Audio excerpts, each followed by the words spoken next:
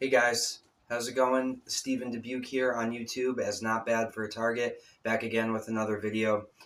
So, the main focus of this video is going to be about visual effects from targeting, about being shown these weird, super mysterious holograms as a targeted individual, as well as some other types of visual effects that myself and many other targets have been shown and experienced, such as creepy shadow displays and shining lights in our surrounding environments, usually in our rooms at home, and even a little bit about text being shown to you in your field of vision, which seems to be a function of V2K or synthetic telepathy, which somehow has this ability in addition to the more commonly reported microwave hearing effect. And what does any of that even mean, right? This is such a strange and specific topic and will no doubt sound absolutely crazy to people who have never experienced this before. But, as with all of my videos that I create surrounding the topic of targeted individuals and gang stalking, I feel compelled to share this. To share as much knowledge as I have, to expose this as much as I can, and to speak with authority, conviction, and confidence, since I have the truth on my side. I have direct personal experience with these creepy holograms, these creepy lights, shadows, and text being shown to me, so I can attest to this being completely true. And much like the approach I took in my video, Credibility for Targeted Individuals, today I will show you clips of other targets describing the same exact visual effects from targeting that I'm talking about. Therefore, what I'm talking about cannot be simply written off as drug hallucinations or paranoid delusions. If that was the case, then how could all of us be describing the same exact thing? Now, I don't know how this is being done. I'm not a physicist or some genius mad scientist. As far as the technical details, I'm in way over my head here, guys, okay? What I do know for a fact, though, is that it is being done to myself and to others, and since it's completely unknown and hidden, it makes it that much worse. That much more sinister and completely scandalous. Therefore, it is well worth discussing, comparing notes on with each other, investigating, and exposing to the best of my ability. Because like everything else in this targeted individual category, none of it's good, right? And although this type of terroristic crime is relatively new and can't be labeled or put into a neat little box, these holograms and shadow displays, etc., ultimately fall into the categories of highly advanced, probably military-grade technology being used and possibly tested on the unsuspecting public. Extremely invasive surveillance and psychological harassment, intimidation, stalking, possibly some form of mind hacking, and a new super creepy twist on the term cyberbullying that ends up leaving the victim shocked, bewildered, terrified, and traumatized. This video is for those victims, to validate their experiences with these holograms and other visual effects from targeting. To make one video specifically about this, for reference, I've compiled as much testimony as I could find from people who have seen these holograms and as much information as I could gather on this subject. Now, it's important to note that not all targeted individuals are shown holograms, shadows, lights, and other visually deceptive tricks. Every target's experience with targeting and gang stalking is unique and seems to be tailored specifically to them. Although there are remarkable similarities in our stories and with the tactics we are subjected to, I am just saying that not all targeted individuals will be able to relate to this video. That's okay. I am making this video, however, for those who can relate and who desperately need their own experiences validated, to assure them that yes, they indeed saw what they saw, and that no, they're not crazy, far from it, that has happened to me, Stephen, and many other people out there as well. And this video is also for the new targeted individual who still doesn't realize what he or she may be going through. All they know is that their life has gotten very strange, someone or a group of someones is harassing them, their devices are hacked maybe, it seems like they are being monitored and surveilled, and they were even shown holograms? Like what? I distinctly remember how frustrating this phase was for me at that time, trying to figure out what was going on. I would ask myself, what was that? How did any of that just happen? Like, yo, what were those holograms? Before I had the terms targeted individual and gang stalking to search, I would search the internet for things like being shown holograms, seeing hologram faces, things like that. Although my channel doesn't have many subscribers, I'm still hoping that if some confused new target searches YouTube for holograms that with any luck, maybe they'll land on this video right here. So again, in this video I will show clips of other people who have experienced seeing these holograms like I have. I'll show a 7-minute clip from Matthew Aaron's excellent presentation on targeting, in which he discusses a theory of his, which could be a possible explanation for how these visual effects from targeting are achieved. I also found an interesting and seemingly very relevant 2018 article from Forbes that talks about how scientists at UC Berkeley are using optogenetics to project holograms into the brain to create experiences. And I even have a great written testimony of someone who I've been emailing with back and forth, who offered to write out his experiences with holograms for me so that I could use his testimony for this video. This is the exact reason why I have my contact information listed on my YouTube, so that we can share and compare our experiences, to validate each other, to work together to try and expose this stuff. This was the first email he sent to me, presumably in response to my personal testimony video, part 3 out of the Vulgar Night Through God's Grace, in which I describe my experience seeing these holograms. So his email address is blocked out because he did wish to remain anonymous for this video. But again, this right here, this email is the exact reason why I have my contact information listed on my YouTube channel. Because this stuff is so strange, guys, right? Like, trust me, I never thought I'd end up being a guy on YouTube talking about holograms and being shown holograms and flashlights. Okay, that was never my life goal or intention to talk about such strange things. Except that it happened. And I can't deny that it happened. Therefore, it needs to be discussed and exposed. And the fact that other people have experienced the same thing just is further affirmation and acknowledgement of the things that we each have gone through. So anyway, here's his email. It says, the title is, "Thank you, Stephen. Stephen, I hope this email reaches you well. I am on a very similar journey, just recently discovering what gang stalking and TIs is, as I've been going through it for years. I have gone through exactly the same experiences at multiple locations in various states, and I'm absolutely blown away to find out that other people have the same stories to share. When you shared that story about the video playing on your flashlight, I had that same experience happen to me twice on a reflective surface. Honestly, I'm just reaching out to say thank you. It's extremely difficult to navigate the world and be able to trust anyone, but honestly, thank you for sharing your story. It's very helpful to hear something that acknowledges what I've gone through. Have a good night." So later in this video, I'll read out loud this gentleman's full written experience with holograms, which he so graciously offered to write out and share with me so that I could use it for this video. But first, let's go over my main experience with these holograms, the one that this gentleman emailed me regarding. My traumatic experience that kicked all this off, all of this research and my ongoing quest for answers and explanations, my entire inspiration and motivation for making this video right here, and the catalyst for my passion in trying to find out what the hell this targeting stuff even is. Even though I haven't been overtly targeted in a year and a half, and I've only ever seen these holograms a handful of times, an experience like this really changes you. Well, it certainly changed me at least. And I mean far beyond the initial fear and intimidation that resulted from seeing such strange things. Again, here I am now, a year and a half later. No holograms, no V2K, and even still, I just can't let it go. But once you know it's there, it becomes a mission. This whole experience of being targeted and then becoming aware of just how huge this thing is, how deep it goes, how hidden and scandalous it is, has completely changed my worldview in regards to the evil that exists in this world, and in regards to what type of things I thought were even possible. I saw a creepy, intimidating hologram video play out before me, but not on an electronic device. It seemed to play on the surface of a glass light bulb of a normal flashlight I was holding. And I say it seemed to play on the light bulb because obviously my flashlight is not set up to play videos, right? And even the word video, that's not exactly it either. It was like a live, interactive, virtual reality, FaceTime, hologram. And I'm trying to explain this as best as I can.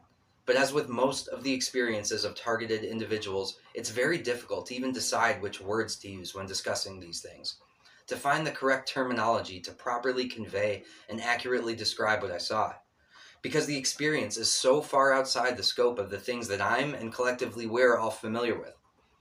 And I will be the first to admit, I am not sure about the exact factual nature of what I saw. Remote neural monitoring, synthetic telepathy, V2K, this stuff is deception tech, man. Covert and hidden to the nth degree. I do know a few things, though. That it happened. That this experience was real. That this was not and could not have been some paranoid drug-induced hallucination. That these videos and moving, fluid images were put directly into my line of sight, about 12 inches in front of my face. That it came from some external source, outside of my vessel, shown to me or induced or put upon me from someone or something else. That it was unconsensual. I did nothing to initiate it. That it was a display of power and dominance over me at the time, a big reveal, showing me yet another capability of this technology, a new trick up their sleeves, directly related to all the electronic harassment, V2K, and all the other high strangeness I had already been receiving up to this point. That it was meant to intimidate, harass, and scare me. The intention behind it was clearly to instill fear in me. I knew these things all along, before I even knew what a targeted individual was. But seeing and hearing all of these people from all over the world describing the same exact things that I went through just cemented it, and served as further confirmation of what I already knew to be true. I ask that you guys hear me out today. Try to suspend your disbelief, to watch this video to the end. And bear with me, guys, we're going to do a deep dive here. I'm going to start with my story, but then I'm going to back it up with other people's very similar experiences and even some possible explanations. Let's get into it. So, the build-up to my hologram story is worth going over, as it involved heavy gang stalking, street theater, an elaborate manufactured scenario, and I truly believe even artificial thought insertion and forced irrational decision-making. Even as I'm reading this out loud right now, I'm thinking, man, this is all going to sound especially batshit crazy. That's okay, though, because, again, I speak in truth, and I don't claim to know things that I don't know. If I don't know something for sure, I will say I believe or I suspect, like in this first point I'm making regarding possible artificial thought insertion. So my main hologram story took place throughout one day in 2022 during one of the heaviest targeting episodes. At this time, all my cell phones that I were using were utterly hacked and the screens were being controlled remotely, and I was getting heavy V2K 24/7. Here's how it starts. But saying that my devices are hacked doesn't properly convey what I was going through. It was literally as if I was hacked. My mind, my thoughts, my entire life felt entirely manipulated. It's so difficult to explain. For instance, one day I get in my head that since I'm hacked, my son's mother, Rachel, was hacked or compromised as well, and then I needed to walk all the way over to her house to explain all this to her. In retrospect, I truly wonder if that thought was my own at all. It was as if I was somehow tricked to go along with that notion, which literally made no sense at all. First of all, I still had no earthly idea what was happening to me. So what exactly was I going to explain to Rachel? I'm not going to get into this aspect too much. Naturally, I have no way of proving something like this, but I really would like you to consider, like I have, the possibility that this whole entire day, this entire experience, which culminated in me being harassed with holograms, was manufactured by my targeters, who were using this technology on me, initially planting a foreign thought into my head to go over Rachel's to explain everything to her.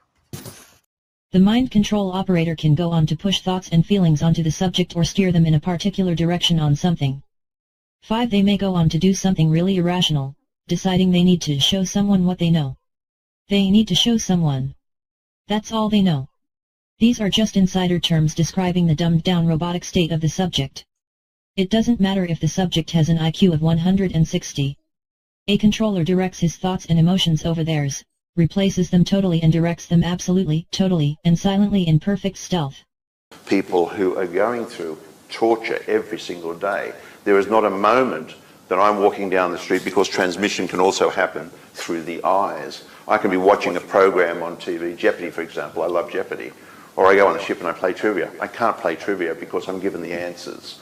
So Jeopardy, questions to do with sports, which I don't follow unless it's Australian Aussie rules or swimming. I don't follow American football, but I'm given the answers very, very clearly. I can, as I say, delineate between my own thoughts and those which are coming into my head. And part of this process is also that they take you, as you become so exhausted, they take your sentences and give you the words in advance of you actually producing the words that you want to. So part of my daily routine is I don't respond to the voices at all. They're virtually non-stop. I don't respond to them because I could literally have the image come in at the same time as the voice coming in. And you can imagine how useful that would be to manipulate politicians or news broadcasters. When I first saw that first clip I just played, my jaw dropped. That this mind control technology has a function that induces that specific of an effect in the targeted individual that makes them want to show something to someone. They don't know what it is, they just know that they have to show something to someone. I believe that this is exactly what was used on me on that day, and that this forced thought was the catalyst and springboard for this whole elaborate gang stalking setup that ended with me being shown a hologram. How they orchestrate together all of these details just boggles the mind. I'm starting to speculate that AI is being used for all the seemingly impossible synchronicities that are occurring in our stories. But however it's being done, I truly believe that my decision to go over to Rachel's house was a technologically induced decision. Whether or not that is the case, here's what happened next. First of all, I still had no earthly idea what was happening to me. So what exactly was I going to explain to Rachel? Secondly, just because this was happening to me, why would I then assume it was happening to her as well? There's no logic to that whatsoever. I suppose that could be attributed to paranoid, delusional, and drug-induced mania that no doubt indeed played a part, but it really felt like this whole day was orchestrated, as will be affirmed with what took place soon after. But lastly, me going over to my ex-wife / mother of my son's house made no sense for me to do in this bad condition. According to the picture I had painted to her, I was supposed to be sober, and I certainly was not. So anyways, I'm at a Family Dollar here in Pittsfield when I make a definite decision. Okay, I'm going to walk over to Rachel's to see if she's compromised and explain everything to her. About a 30-minute walk. No sooner did I have the thought and walk out of the store than a car immediately pulled up to me with 3 people in it. 2 girls and a guy, I believe, and the girl driver says to me, "Hey, do you need a ride somewhere?" Now, around here, that has literally never happened to me, especially from strangers I've never seen before, and especially shouldn't have happened in the condition I was in. Hadn't slept in 2 days, sweating bullets, bug-eyed, strung out on meth. I must have looked insane.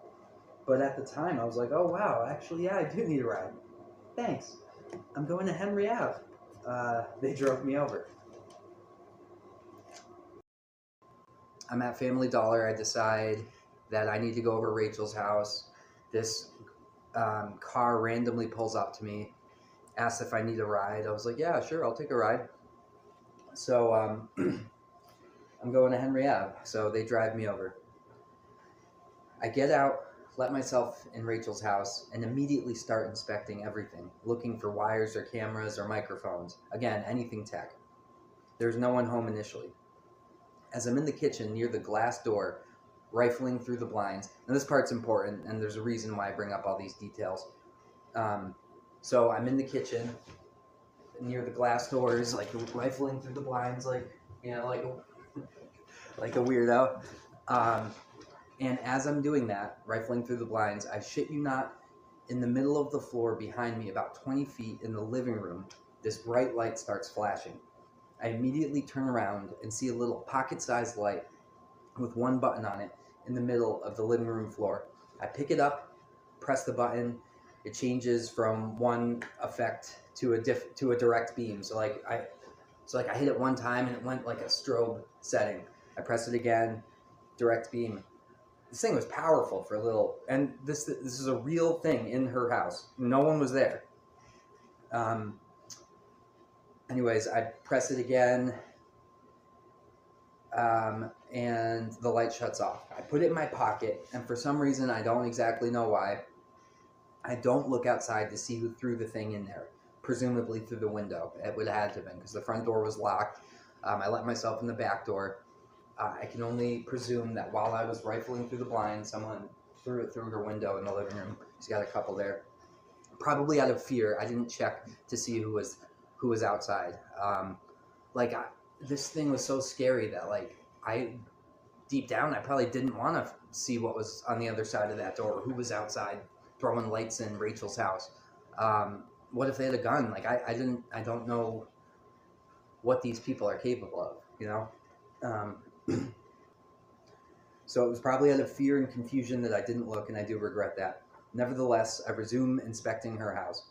I remember having a lunchbox filled with Xanax that I brought downstairs because at this point, I thought the packages I was receiving in the mail were probably bugged. I took my pants off because I again suspected my clothes of being bugged. I'm participating in my own destruction now, using meth all the time, not thinking clearly. In addition to the gang stalking and targeting, I am a mess. So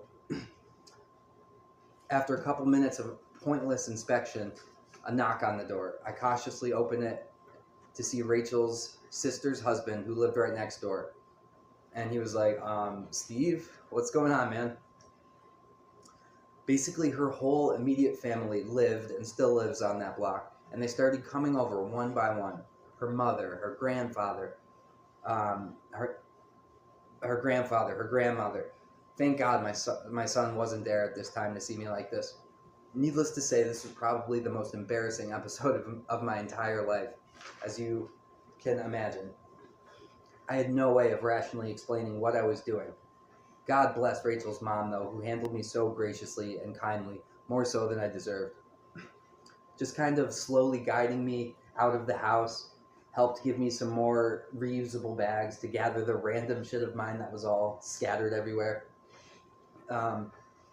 I said I had to get my lunchbox downstairs with the Xanax in it. I realized my drugs were down there. I had to go get them. Just to add to this almost comically ridiculous shit show, I must not have secured the lunchbox closed, so I literally was dropping pills. And this is while I was at the top of the stairs, walking by her whole family, who was looking at me in horror at the counter.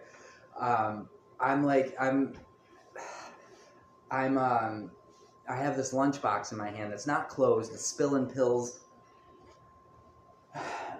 Literally was dropping pills, all different kinds, as I was walking past everyone. I pathetically, sheepishly muttered, "Oh, these are my prescriptions."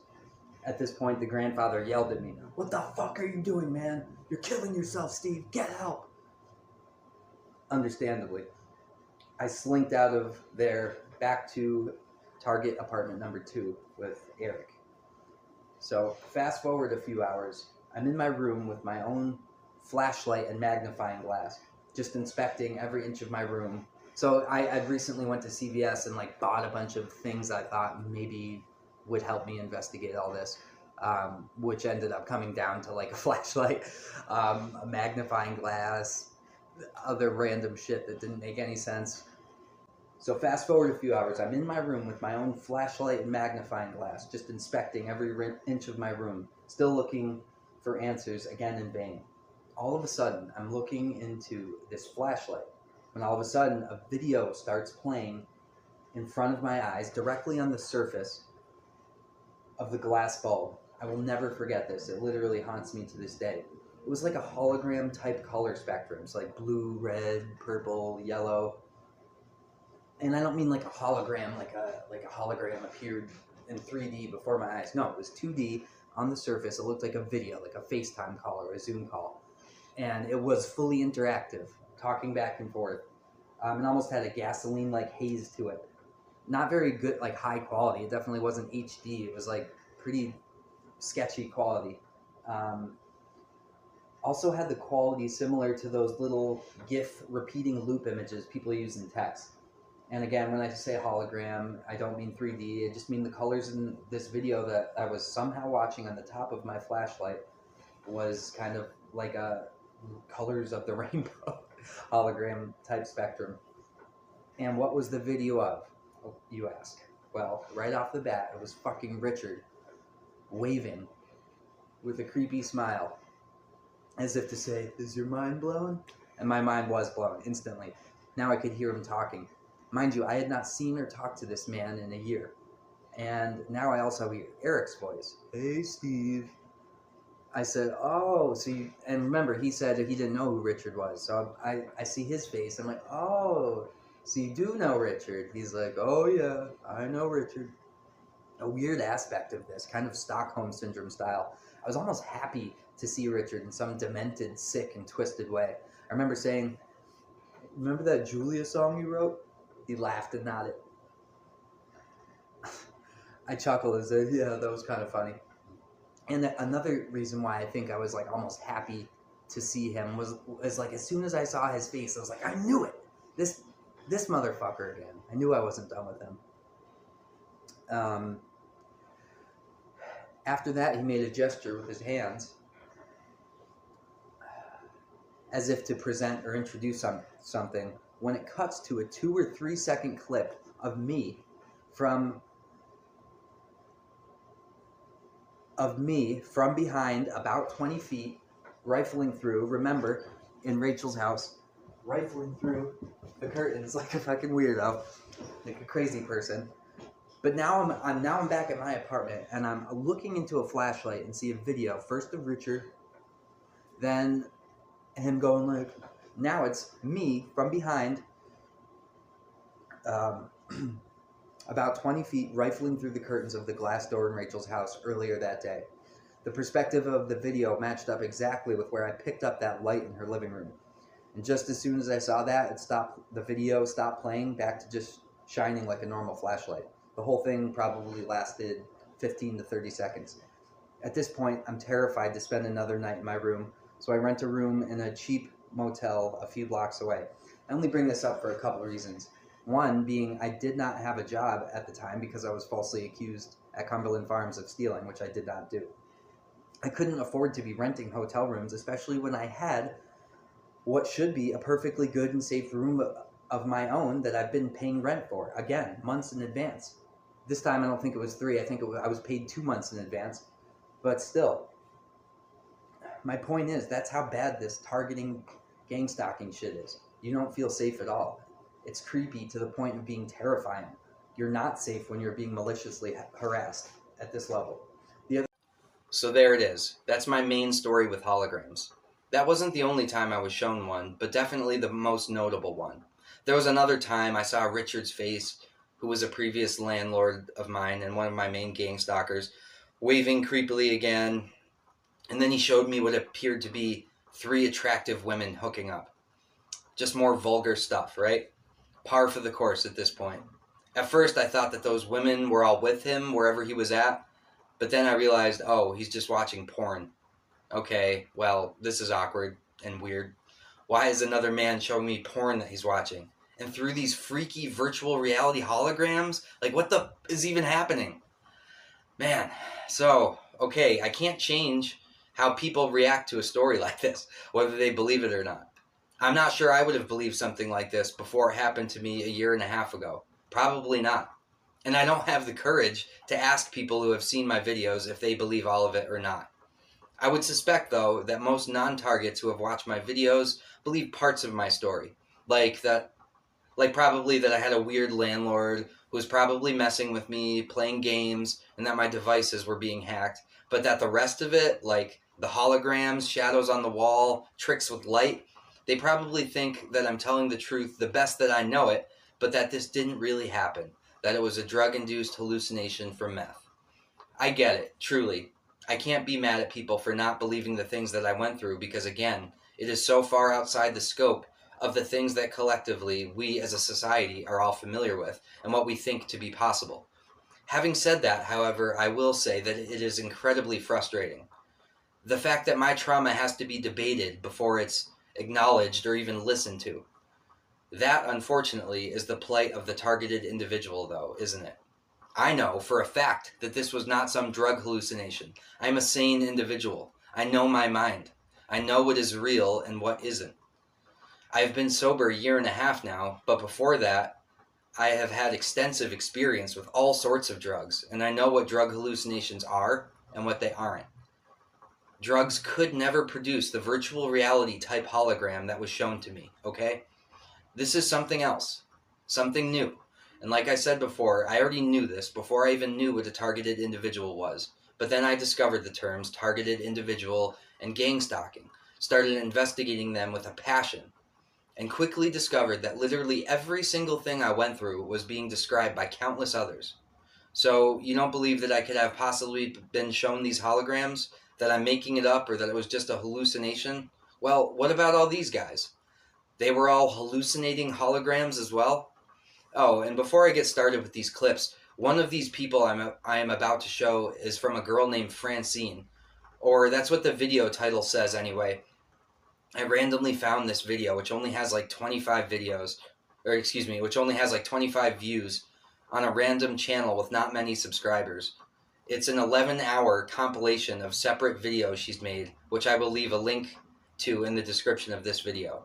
I watched the entire thing, and I highly, highly recommend that you guys check it out as well. She is absolutely brilliant, and it is eye-opening to see and hear her, in her own words, whistleblowing, coming out with her disclosure regarding this surveillance, communication, artificial intelligence weapon system.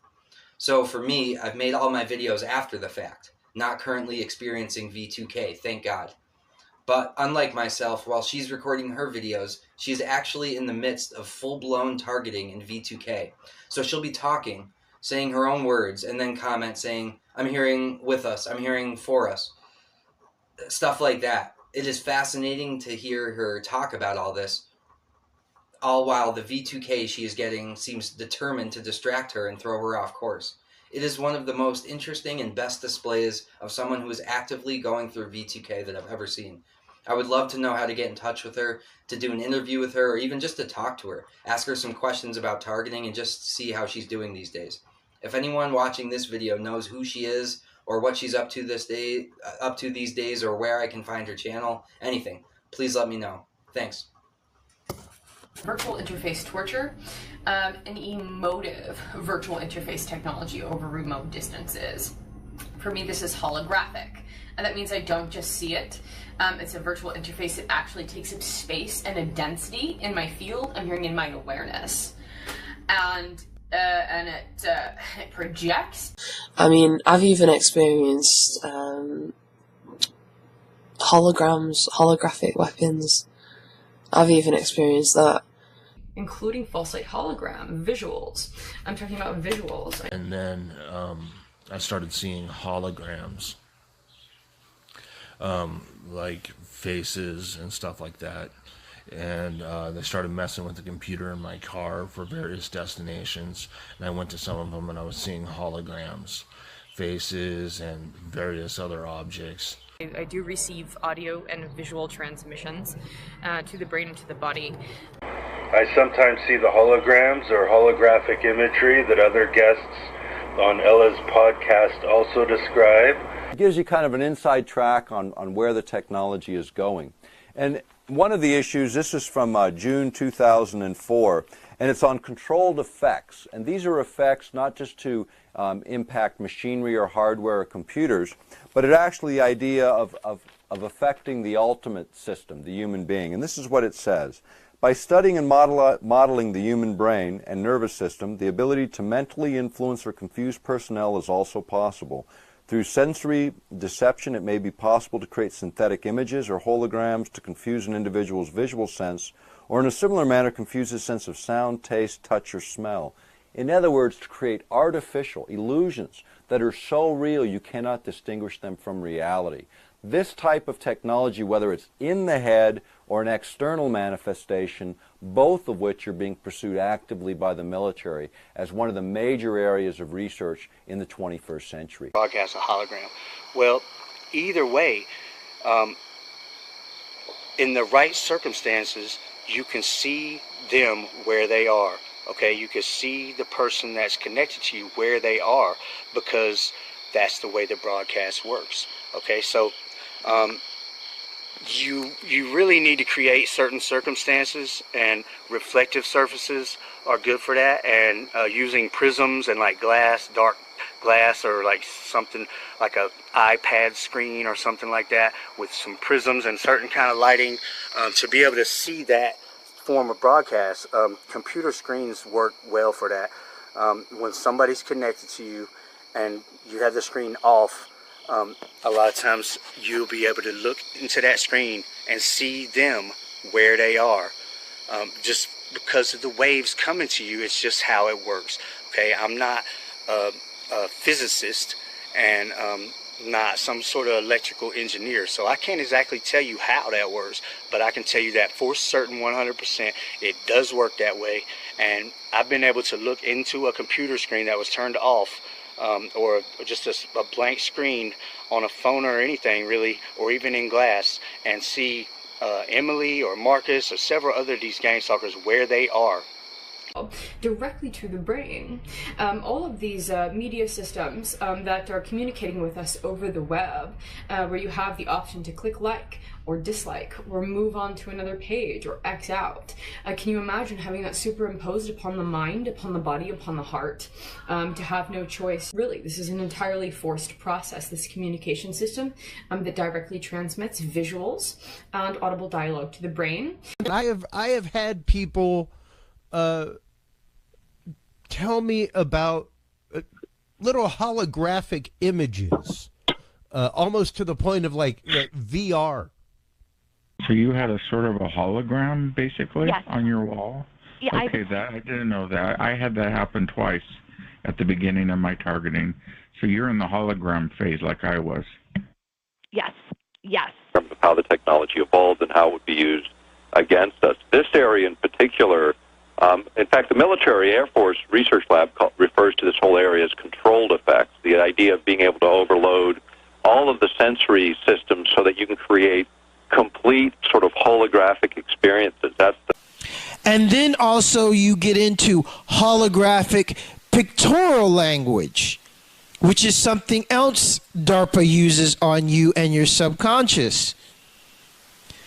By beaming in holographic images and pictures used to trigger specific parts of your brain. Everywhere, if you had people coming in gang stalking me, and I was honestly scared. I thought, man, this is the final part of my program where they kill me. I mean, I was literally, talk about PTSD. This stuff instills in you. But they had in this scenario, they actually had. I would look at street lights, and they actually had one of these street lights turn into this this weird person with like a face, and then it had a noose and it was like hanging itself, like going up and down the street, like I don't know, it was like like dropping like. Mm-hmm. It sounds fantastic. It sounds fantastic, and because it is, but they can do this. This technology is out there. They can induce images in your head. This technology can be used to beam images and even motion pictures into one's brain. Images and motion pictures that are so realistic that you think you're actually watching a movie or seeing something in reality. It's like a virtual reality 3D rendering that takes place within the target's mind. The images and motion pictures manifest themselves in such a way that the target, if they are not aware that this technology is being used on them, will believe that they are natural thoughts and natural images. And he does like things with visual effects, like he makes these holograms and stuff like that, and stages little drama like things and whatnot, like movies. And this thing you saw last night, you're not sure whether that was him or a hologram. Is that also correct? That's true. I don't know. He's like an expert. He does like avatars. My experience with it is what they've done is they've done stuff like that, or like I'll be laying in my bed and then like a fire, like the smoke alarm will turn into like a face. And then the face will start talking to me and then telling me all these derogatory things, like, we're going to break into your apartment and come and, cut your head off on the bed or something. I mean, it's all stuff like that. And they have done stuff where they've tried to pretend like it was my friend. I had this one, I'd been up for a few days, but I had this one ATM machine turn into like a this figure, and it was like pointing to get out, like get out of here, get out of here. Like it was very weird. It didn't turn into like a person, but it started resembling, it's hard to explain, features of a person with a face. And this interface is so unbelievably grotesque.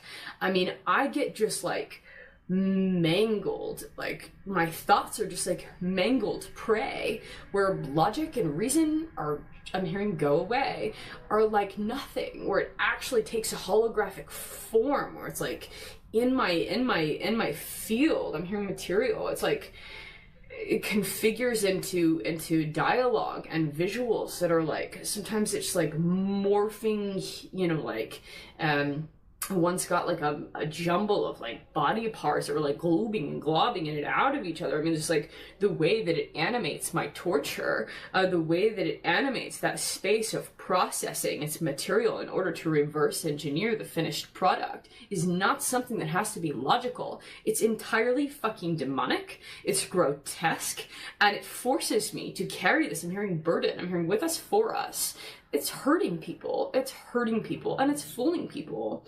And I really don't want to be too crude or use too much profanity, but I'm holding so much. I'm hearing data, information, I'm hearing mining machine. I have so much to share with everybody that I really don't want to have to censor the truth.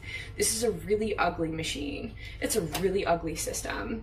I'm there, and there's this other guy on the other side of the couch, and there's this movie that's they watched earlier. I don't remember what movie it was, but it was like the intro scene. You know how it repeats, and you know, before you hit play movie or pick a scene or whatever.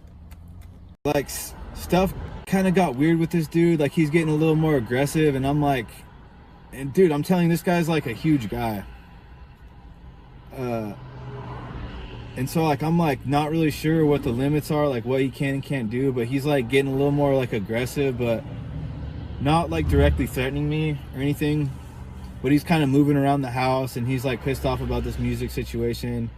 And I'm sitting there, and I'm like, I'm watching this movie scene, and it's like all this like weird imagery was going on in the back of it, like very spooky. It's like hard to put into words, but it was like in the background of this play scene, it was like a yellowish tan blank screen with like the words of like play, and it had like some music going, like some weird music going, but there was stuff going on like in the background of the scene like that's not normally there, and I can't really explain it. And it was just like spooky, weird like imagery that would like flash me, and then I'm watching the screen again, and like I said, all this like weird imagery is coming on it. And I'm just weirded out by the whole thing. And I'm stuck there. I feel like I'm stuck. And all of a sudden, there's a clip of, in the background, just like I described before with the imagery, but it looked like me in the, it looked like a clip from where I used to buy drugs at. I was at this homeless camp that I used to go to a lot. And it was like off the freeway, and so there's like long tall grass, and it looked like a camera was in there, and it was literally a videotape of me walking through this field, and it looked like it was coming from like a hidden camera that was stuck in there. And I was just like, what in the world? First of all, like, how'd they tape that? And then how'd they get this? It'd be one thing if I saw a clip of it, but I'm saying it's like projected onto a DVD cut screen, you know? It's like, I was just... When it cuts to a 2 or 3 second clip of me, which it has forced me to interface with this thing for so long, that to have something like false light technology that is powering holograms, like talking about actual visual imagery, inclusive of still visual propaganda. For example, my very first false light hologram was an image of angels, and these angels, and it looked like archangels, and it looked like Archangel Michael was in the center, and then on its flanks were several other angels. And I thought, that image is so bright. First of all, it looks artificial. Second, it looks like a two-dimensional image with a really, really bright light behind it. I said the first false light hologram I had was angels, and I made fun of it even because it seemed so two-dimensional to me. And I don't mean like a hologram, like a hologram appeared in 3D before my eyes. No, it was 2D. Okay, so think we all might be talking about the same thing here? This stuff is real, guys. This stuff is not paranoia or drug hallucinations. This is advanced technology being used to harass and terrorize unsuspecting people who do not deserve this treatment whatsoever. My channel is not that big, but still, I get genuine comments all the time, and even quite a few emails from people saying how much they can relate to my story because the same things have happened to them. Here's one such email regarding holograms, the one I told you I would read out loud, from someone who wishes to remain anonymous. He's responding to my email. I took a look at the video you sent. It definitely is what I have experienced. What's difficult for me to discern is whether it was done through some kind of energy wave or if it was done with projection mapping inside of my apartment.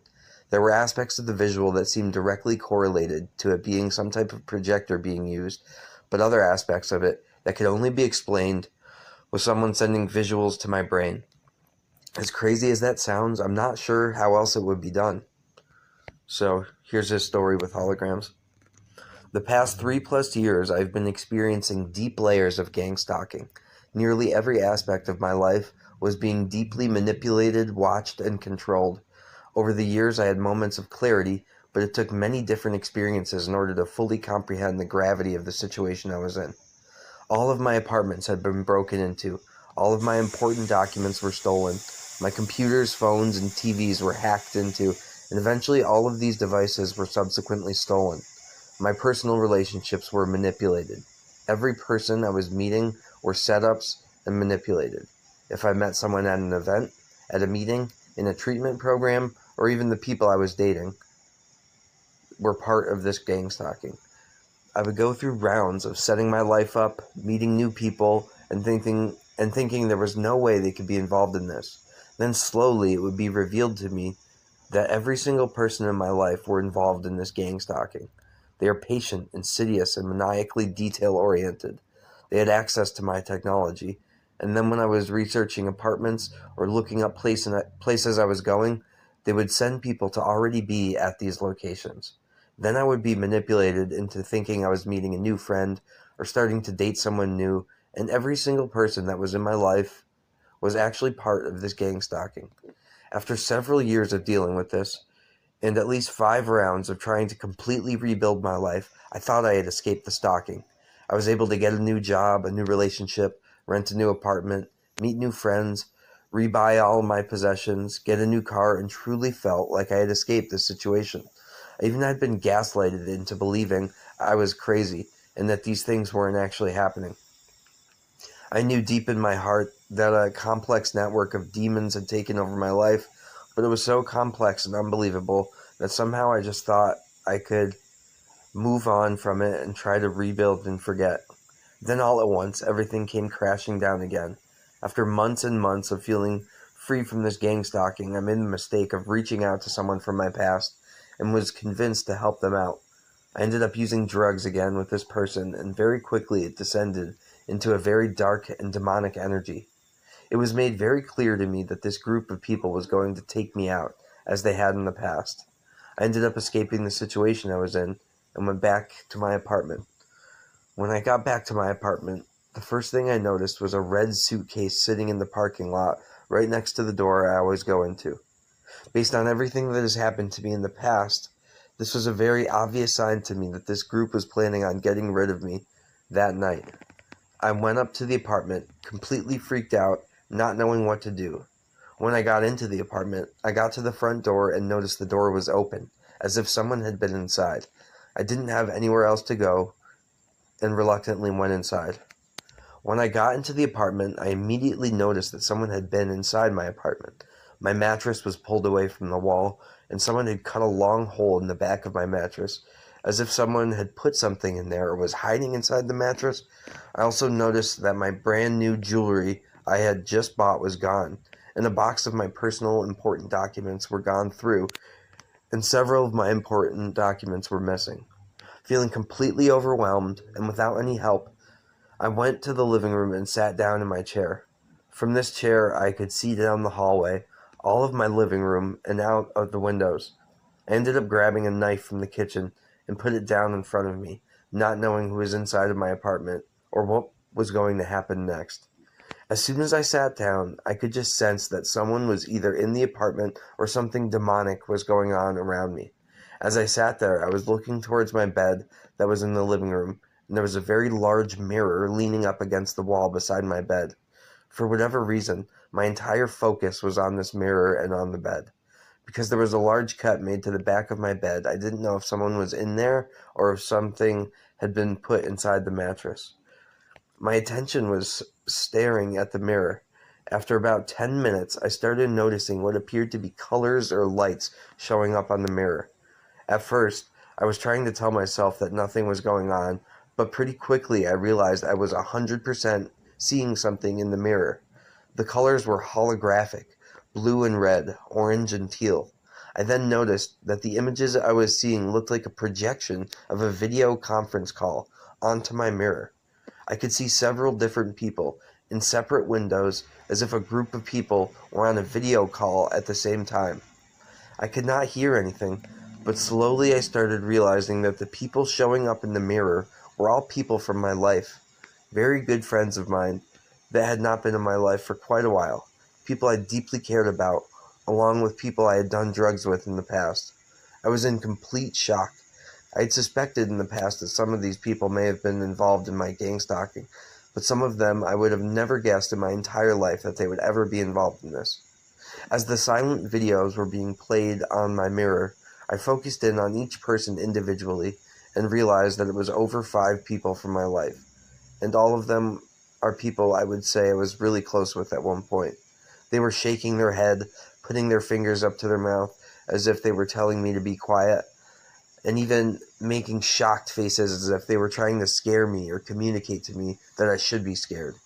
I know how crazy this sounds, and I'm trying my best to describe this to you, but it was 100% real. I was intensely aware, paying attention to every detail, and it was for sure someone projecting a video image onto my mirror.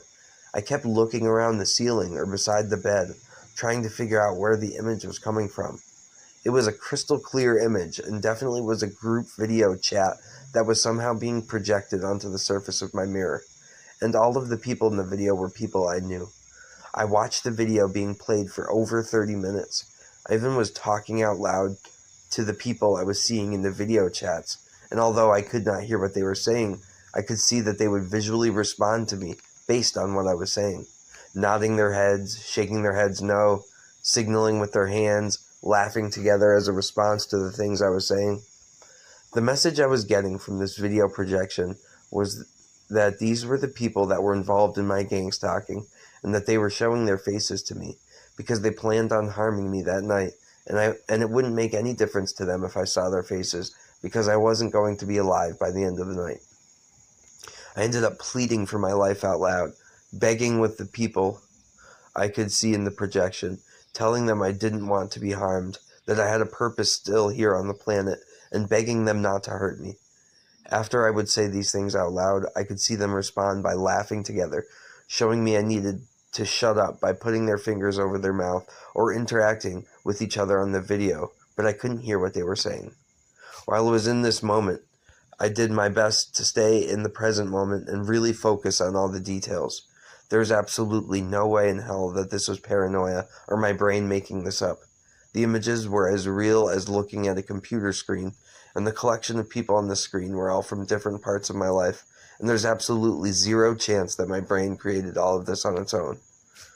I don't understand the purpose or what exact technology was used, but somehow someone could see me inside of my apartment, was seeing my reactions and could hear me, and was using some type of micro projection mapping onto my mirror, and even had broken into my apartment to destroy things and steal important items to make it known that this was physically happening, and there was no way for me to deny it. It would be one thing if I just had all of these visuals, but had no proof of anything happening physically.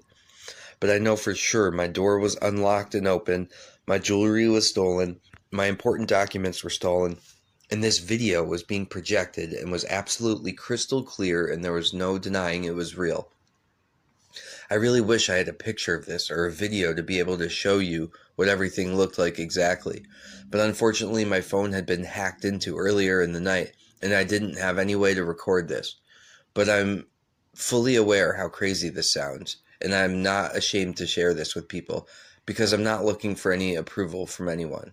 I know for sure all of this was real, and that a group of people I deeply cared about were showing me that they wanted me harmed, had broken into my apartment, and had stolen many things from my apartment. I'm sharing this story in hopes that someone else will hear this and be able to relate to what I'm saying.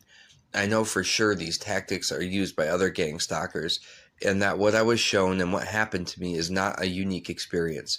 With how careful and meticulous these people were, there's absolutely no way this was their first time doing this.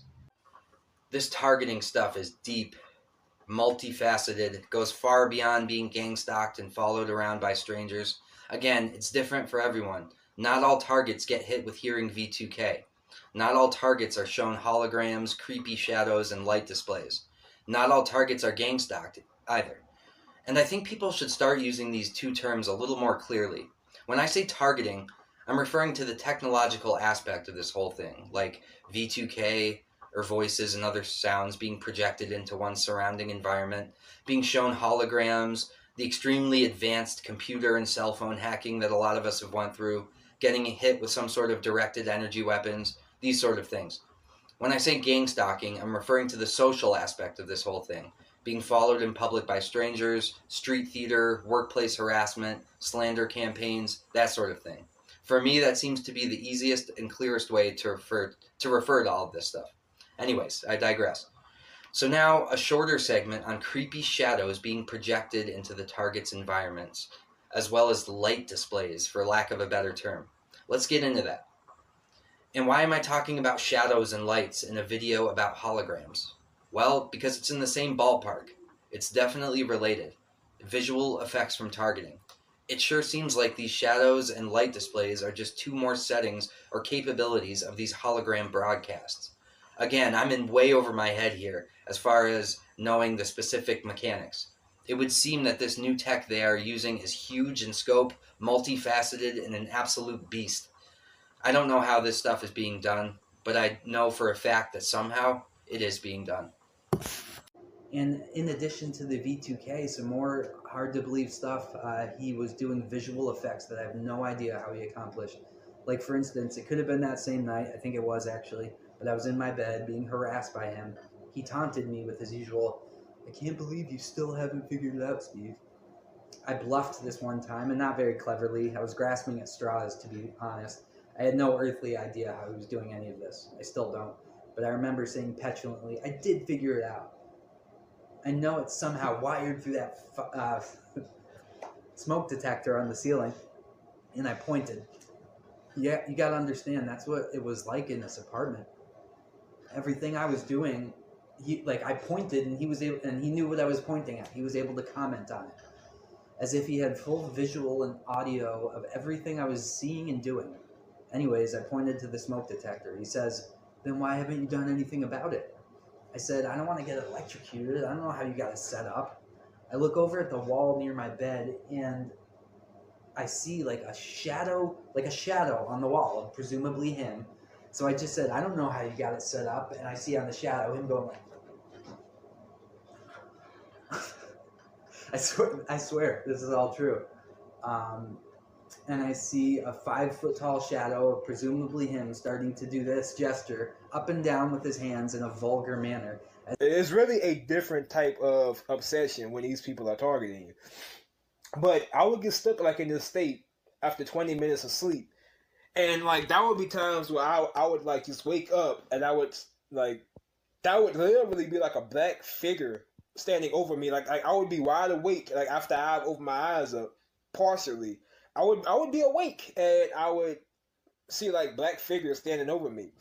And some people may call this demons, they'll call them aliens, but for the most part, they are holograms displayed by your targeters with the use of neurologistic technology. That's basically what I call it. The little shadows, a broadcast, you might not be able to see the broadcast. In some circumstances, yeah, you could see like a hologram broadcast. But whether you can see it or not, they do have the capability to cast a shadow. And when they can do that, it can, again, cause terror. So you might look over by the window and see like a shadow. It looked like a man standing right outside with a AK-47 or something like that. And they're using a broadcast to cast that shadow. And that can be very intimidating, and it can cause terror and make you feel afraid for your life. And I got sick of that. I got tired of it, and I started to realize that there was actually nobody there, and it's like they always just got away around the corner or something, and you start to realize like they're doing something. This is broadcast stuff.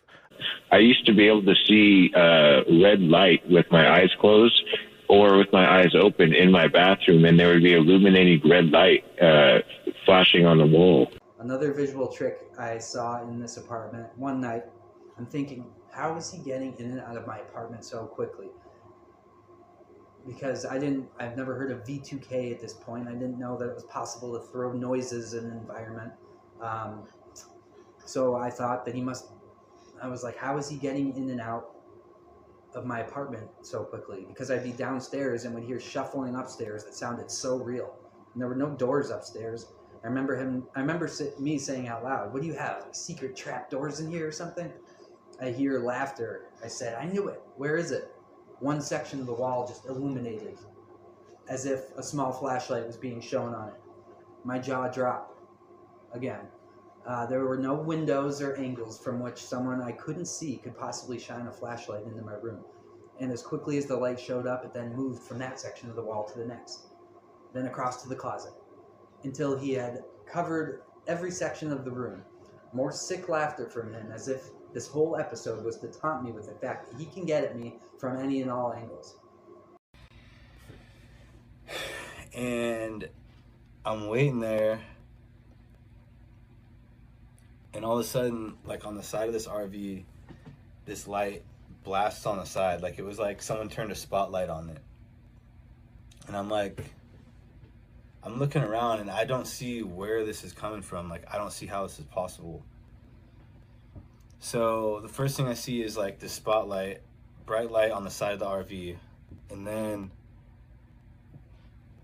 I see like a shadow, like shadows forming. And it was weird because like the shadows weren't realistic. It wasn't like it was an actual person for the shadow. It was like cartoony, which made it like even more aggravating, right? And this is what it was depicting. It was depicting like, all right, like a male body part, if you know what I'm saying, and a female's head, and the shadows started interacting with each other. So, but like I said, it didn't look realistic. It looked like cartoonish, and it was just like, basically like the whole thing that it was saying was like, basically your girl is getting, getting used for drugs, which may or may not have been true. Probably true, to be honest. Pretty sure it was true, but I don't think it was happening in that moment. But so like this is happening and I'm seeing this, I'm like, and I knew it wasn't real. I knew it wasn't an actual depiction of what was going on. Like the shadows weren't coming from them.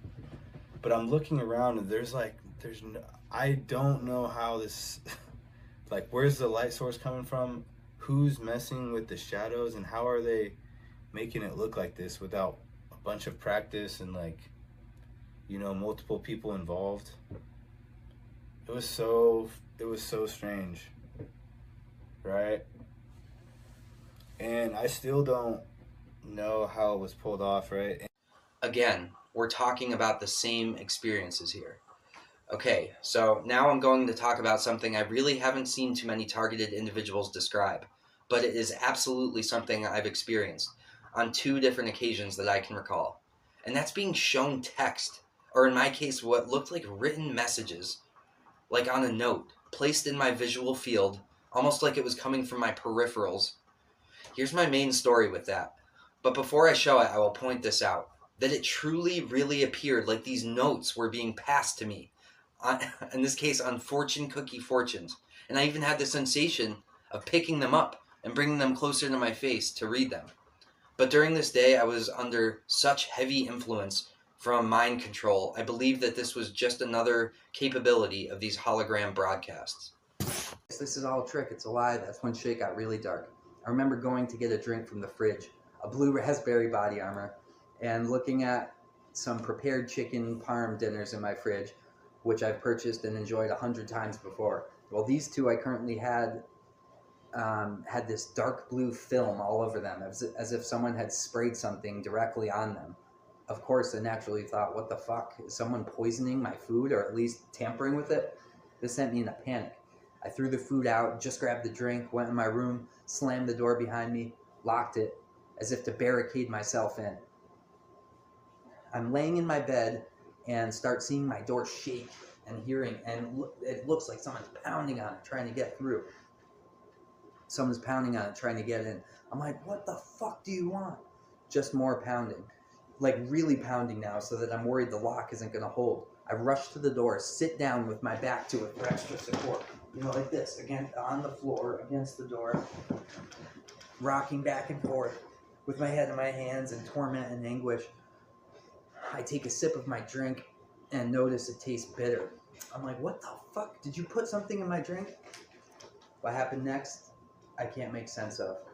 A little fortune from a fortune cookie is slid under the door that says, I just read it, it says THC. So remember, I just said out loud, what, did you put something in my drink? I pick up a fortune slid under the crack of the door. And no verbal response, just the fortune. It says THC. I said, THC? In a traumatized daze, I say, oh, with all the shit I've been taking, that might actually help. No verbal response. But another fortune was slid under the door. And this one said, thanks for understanding. Was someone really sliding fortunes to me under the door? Logistically, that seems unlikely. How would they have printed responses, appropriate responses to the conversation, prepared for this?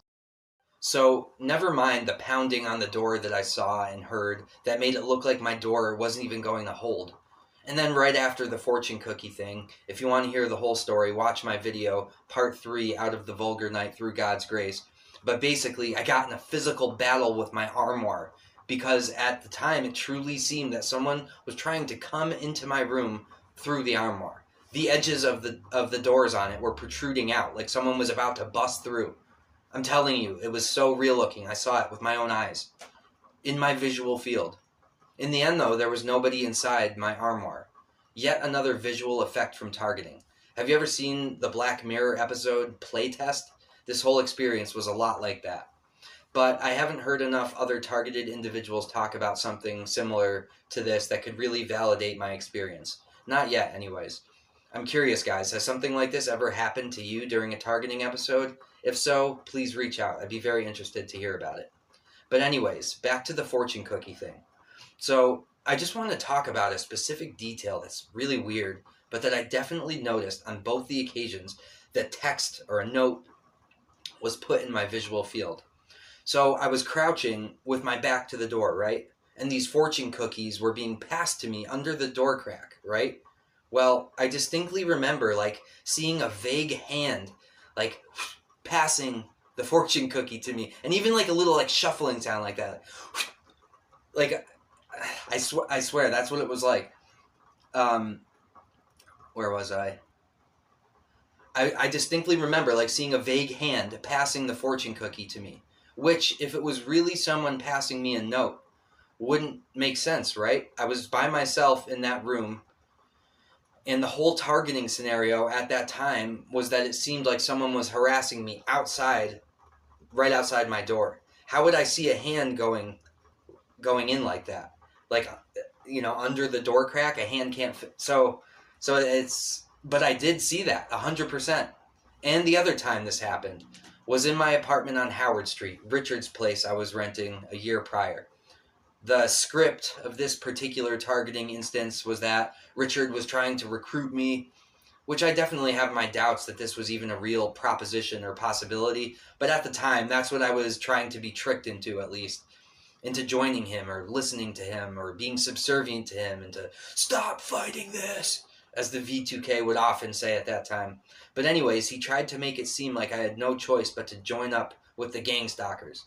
I mentioned in my videos that he told me he had a local guy, Julio, that he just got on board, but I didn't mention how that message was conveyed to me. Much like the fortune cookie thing, it was like a note that was passed to me by some vague hand that I only very briefly saw from my peripherals that said, and it was like a hand like, and it said, now I got Julio. And just as soon as I read it with my eyes, or now I got Julio. And as soon as I read it with my eyes and my actual real field of vision, the hand and the note were quickly withdrawn.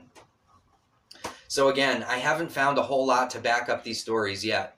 However, that girl Francine I just played a bunch of clips from, well, she does describe something similar. Yet another reason I want to reach out to her. But in the first video, what she's saying initially about surveillance is not relevant to the point I'm trying to make. Instead, notice towards the end of the clip, watch as she describes first what she's hearing, but then what she's seeing. And I'm going to have to do a video about a recent surveillance system that has really tailgated this terrorist attack and added density to my vehicle as I'm traveling. I mean, it's like traveling down a tunnel or a portal. It's really kind of like being dragged down it.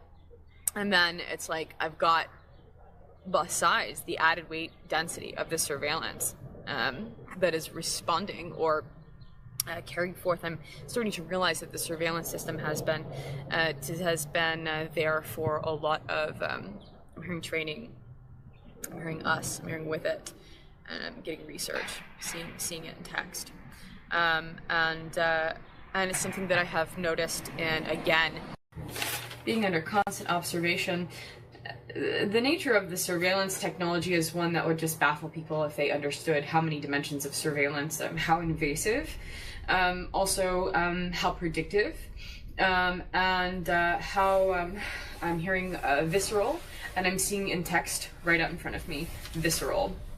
But it's only part of the word, V-I-S, and this is something that I like to call the Rorschach effect. It's also a little bit of a fill in the blanks. So to gauge interactivity, and I'm hearing response with this AI interface. One of its functions. So yeah, guys, I'm not saying that what I experienced with the fortune cookie fortunes and what Francine is describing is the same exact thing, but I mean, to me, it sure seems like it. Seeing letters being put in your visual field. Again, same ballpark. So guys, I know how crazy this all sounds, okay? Really, I do. But I don't talk about made-up stories or make-believe things or things I think I maybe might have seen when I was high once. No, this is actually real. It's actually the truth. I would not be on here talking about such strange things if it wasn't the truth, but it is, I promise you. And I know that that notion is something all targets can relate to. How they did it, how this stuff happens, it just sounds ridiculous, but just, I wouldn't put it here, you know, if knowing it's ridiculous if this stuff wasn't really true. So I have a couple more things to show you guys, both about 7 or 8 minutes long. The first is a very interesting clip from Matthew Aaron's extremely well done presentation on targeting, in which he attempts to tackle the topic of visual effects from targeting, and even offers his theory on how it's being accomplished. Check it out. As I said before, some TIs report experiencing inexplicable visual effects, but generally only at the times and places that they experience repeated bouts of electronic harassment. For example, generally in their homes, but nowhere else. These induced visual effects are reported as being most common and most prominent under low light conditions, or in complete darkness. The visual effects may even be perceived with the eyes closed, as if the energy responsible for them can pass right through one's closed eyelids in addition to one's walls. Reported visual harassment of this kind includes faint flashes of light, slowly swirling greenish coronal discharges which look like small versions of the aurora borealis, and balls of faint red light that seem to slowly advance toward or recede from the targeted person. The visual effects can also include fields of countless points of faint monochromatic flickering light, much like the quote-unquote snow on an old television set, which isn't receiving a proper signal, as depicted here. This effect is often best seen in flat, reflective metallic surfaces, such as baking sheets, mirrors, the enameled outer shells of metal appliances, and the outer shells of stainless steel refrigerators. Monochromatic moving images can be partially incorporated into these television snow-like patterns, similar to crude black and white movies on old television sets. Shadowy figures can be made to slowly sweep or glide across one's ceiling or walls, or they can be made to appear to loom out of the walls, again mostly when the lights are low or completely off. According to other reports, faint but high-resolution holograms can become incorporated into or overlaid on top of pictures, paintings, wall hangings, window reflections, or wallpaper patterns. Targeted individuals who experience these effects report that the nature of these images are typically what one might expect from the pathological mind of a sadistic, psychopathic teenager bent on harassing others. Unlike with the microwave auditory effect and V2K, my review of the biomedical literature revealed no published evidence on the stimulation of the visual system by modulated microwaves or other frequencies of radio waves.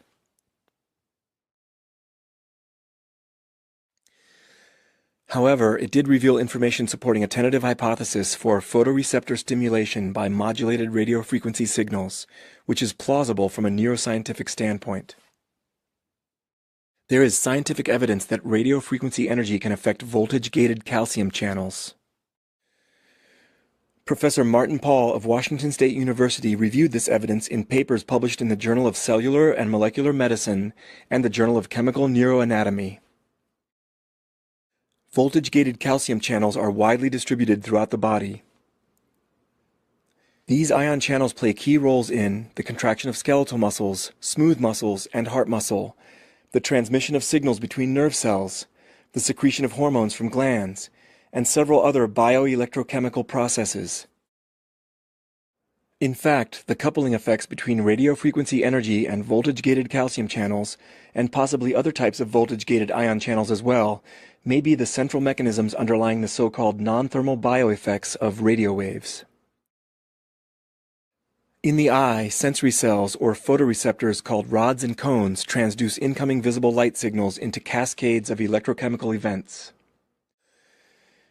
Voltage-gated calcium channels are a critical part of the mechanism by which these photoreceptor cells pass that transduced sensory information to the first neurons, labeled 3, along the ascending visual pathway. It seems plausible that certain modulated radio wave signals might have weak effects on voltage-gated calcium channels in rods and cones, and that these effects might produce perceptual visual experiences, especially when the activities of the rods and cones are little affected by visible light. The functioning of rods and cones is optimized to electromagnetic radiation in the visible frequency band, in other words, to visible light. Therefore, under bright visible light, the weaker effects of modulated radio waves may tend to get swamped out by normal visual stimuli. This may explain why the bizarre visual anomalies and other visual effects experienced by many TIs tend to happen in the dark or with the eyes closed. It's also scientifically plausible that the types of photoreceptors stimulated and the intensity of that stimulation depend on the modulation pattern of the incoming radio waves. Perhaps non-public domain researchers, from DARPA for example, figured out how to spatially encode a beamed image coordinate system with different patterns of RF signal modulation in order to stimulate photoreceptors in an image-forming pattern, possibly even in perceived colors. Projecting an image-encoded beam via a spatially dependent pattern of radio wave modulation may be trivial nowadays. For example, imagine that the image shown here is being beamed onto a screen by a PowerPoint projector or similar projection system. Obviously, a projector of this kind can encode different hues and intensities of visible light at different coordinates in the projected beam. We all know that the projected light can also be made to change dynamically to create video images or motion pictures. To recap, there's good scientific evidence that microwaves and other frequencies of radio waves can have coupling effects on the activities of voltage-gated calcium channels. These ion channels function in vision, muscle contraction, the beating of the heart, the transfer of nerve impulses through the nervous system, the secretion of hormones from glands, and many other bioelectrochemical processes. I have described a hypothetical scenario in which appropriately tuned modulations of radio waves might influence the rods and cones in the eye, especially under low light conditions. I want to be perfectly clear that this hypothesis is only informed speculation at present. There is no publicly available scientific literature documenting stimulation of the visual system by modulated microwaves or radio waves. At the same time, many credible individuals have independently reported through-wall visual effects, like the ones I've described, during their electronic harassment, and my hypothesis is plausible from a neuroscientific standpoint. Accordingly, I encourage scientists to consider how these through-wall visual effects might be accomplished by modulated radio waves. If these effects are in fact proven, then certain radio frequency devices may very well be capable of visual forms of extremely invasive psychological harassment, terror campaigns, and even psychological torture, especially with unsuspecting victims. Constantly beaming images through the walls of a target's home and even through their closed eyelids could allow for subliminal suggestion and even dream manipulation in ways that ordinary people would find very difficult to escape, even in what should be the sanctity of their own homes. That whole presentation from Matthew Aaron is definitely worth watching and can be found listed as the 5th video in my public playlist, Targeted Individuals Best, or Targeted Individual Videos Best. Francine's video is the 2nd video in that same playlist for anyone who's curious. Well, alright guys, we've reached the end here. My information is listed on my main YouTube channel if anyone wants to reach out to discuss any of this stuff. Before we go, I will leave you with this very interesting article in Forbes from 2018 regarding holograms. Do you guys think that this field of research was what was used on me and everyone else I showed in this video? Let me know what you think. Alright guys, Stephen Dubuque here on YouTube as Not Bad for a Target, signing off. As always, thanks for watching and God bless. Hey guys, what's up? So I found a few very interesting articles from 2018. One in Forbes, scientists project holograms into the brain to create experiences. Now, I believe that this exact type of research and technology is the kind that was used on me to make me see holograms in my room by myself, looking at a flashlight. So I'm actually going to use another similar article, not this Forbes one, for this video because it has an option to play the article in audio. So I'm about to do that in a second. But just one thing that, one little piece of commentary I'll make is that, these articles come out saying like, oh, scientists did this experiment on mice and, maybe one day in the future, this type of thing could happen, you might be able to see something like this in your life. And that's how they always do it though, isn't it? Like a soft disclosure. They're saying that, scientists at Berkeley are researching this, but it's still in the very early stages. When in actuality, they've probably been doing this for decades, So I definitely am going to look into this more and, research it more. But it has to do with optogenetics, using light to stimulate the brain, and the way that they play back these experiences is through holograms. So honestly, this seems like it's right up my alley as far as what I experienced in seeing the hologram seeming to play on a flashlight. So anyway, I'm going to go over to this other website and check out this article. I think you'll find it interesting. And another thing with these controlled disclosure mainstream media articles is about technology and the kind of technology that we like to investigate and learn more about, is that they're always talking about how great this can be, that they're going to use it to, heal the sick, heal the blind, with people with missing limbs and who can't see. That's what this is going to be used for. They never talk about how it's used to, not that it's going to be used in some distant future, but no, this exact kind of thing is being used to terrorize and intimidate people while they're alone and confused in their home, having no idea what's going on. They never talk about that, do they? Anyways, listen to this article. At least has some, definitely has some things that are worth hearing if you're interested in how I saw these holograms. Scientists create holographic projections in the brain that can create false memories. Big think. We've all seen sci-fi movies like Total Recall and Eternal Sunshine of the Spotless Mind, where a character has their memory erased. An even more frightening trope, sometimes a character is imbued with a false memory. Though usually relegated to the world of the fantastical, real-life scientists today believe they have a machine that can do such things, what's known as a holographic brain modulator.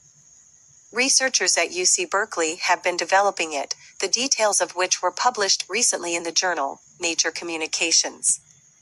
There is definitely tons of room for misuse here, but the machine could also garner incredible benefits, such as helping patients regain lost memories, or even senses. It's also likely to vault neuroscience research into the stratosphere. The brain modulator monitors and then alters neural activity. It does this by isolating certain sets of neurons, at first dozens, then hundreds, and then thousands at a time, and stimulating them in particular patterns that mimic authentic brain activity. As a result, it is able to trick the brain into believing it had sensed, seen, or experienced an event or phenomenon which never occurred. For those who have lost a sense or a limb, this could be a godsend. Consider an amputee who has an artificial arm. Such technology could restore the sense of touch. What about a blind person who gets a robotic eye? This breakthrough could help gather and interpret visual data for the brain, allowing the eye to work just like a real one. We usually think of holograms as 3D images floating in space, but it's actually the bending of light into certain 3D shapes. Image credit. Getty Images. Alan Martinley is a doctoral student at UC Berkeley and one of 3 co-authors on the project. He said in a press release, "This has great potential for neural prostheses, since it has the precision needed for the brain to interpret the pattern of activation. If you can read and write the language of the brain, you can speak to it in its own language and it can interpret the message much better. This is one of the first steps in a long road to develop a technology that could be a virtual brain implant with additional senses or enhanced senses. So far, it's been tested on laboratory mice. With their heads immobilized, they were made to walk on treadmills. UC Berkeley scientists then used this technique to target specific neurons, stimulating the surface of a part of the brain called the somatosensory cortex. This is an area just 1/10 of a millimeter thick. It's the brain's motor center, which controls things like vision and touch. Scientists placed holographic obstacles in the mice's way as they were walking. This took place inside their brains, like an illusion. Although the scientists noticed no change in behavior, monitoring showed that each mouse's brain responded as if the obstacle was real. Now, UC Berkeley scientists are developing ways in which to accurately detect behavior after a mouse has been stimulated with the device. Computer-generated holography was used to simulate the obstacles. Holography is the practice of bending and focusing light into 3D shapes. The process works by focusing attention on a 3D area of the brain, consisting of thousands of different neurons. From there, singular neurons are selected, each about the width of a human hair. The modulator activates 50 of them at a time using a 3D laser technique. First one jumble of 50 is activated, then another and another. It repeats this action up to 300 times per second. The technique the machine uses to generate the hologram is called three-dimensional scanless holographic optogenetics with temporal focusing, 3D shot. First, a liquid crystal screen is set up. This acts something like a photographic negative, but is instead a holographic one. Using the negative, scientists shape the light from 40W lasers into whatever 3D pattern they've chosen inside the brain. Laser pulses are shot out every microsecond in bursts that last a mere femtosecond, 1/400,000th of a second, in order to maintain the hologram. A sample hologram with 50 randomly distributed neuron targets spanning a region 500 microns square and 250 microns deep. Image credit. UC Berkeley. The biggest breakthrough was isolating certain individual neurons and causing them to fire without affecting their neighbors. The ability to target neurons precisely is a major advancement that will likely inspire other innovations. So far, researchers have only tested the technique on a small portion of the brain. Much more research must be done to prove it can stimulate other areas. What's more, the machine is enormous in size. UC Berkeley scientists, however, believe that over time, they'll be able to scale it down to the size of a knapsack. They'll also record different patterns and cause a mouse's brain to play them back, in order to see if each particular pattern always results in the same response. They believe that in time they'll have the ability to control neural activity in the cortex, and so be able to recreate any perception or sensation one can think of.